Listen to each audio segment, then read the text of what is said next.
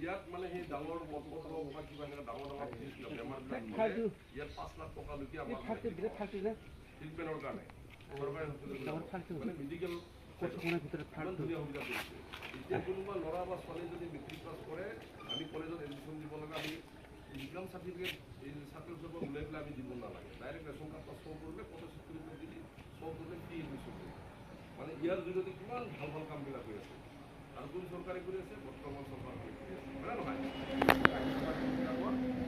আমি আমাক মৰম চে ৰাইজক মৰম চে এখন আমি খালি আশীৰ্বাদ দিব লাগিব, হয়নে?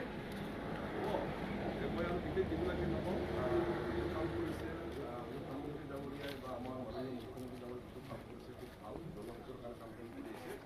গতিকে আহি থকা নিৰিখনত আৰু বোধহয় নতুন নতুন কিবা কিবি আৰু সংশোধন কৰিব ধুনীয়া ধুনীয়া আঁচনিবিলাক দিছে, নিযুত মইনা আঁচনি দিছে, আমাৰ হাই ছেকেণ্ডেৰী পঢ়াবিলাকক প্ৰতি মাহে এতিয়া 1000 টকাকৈ পায়।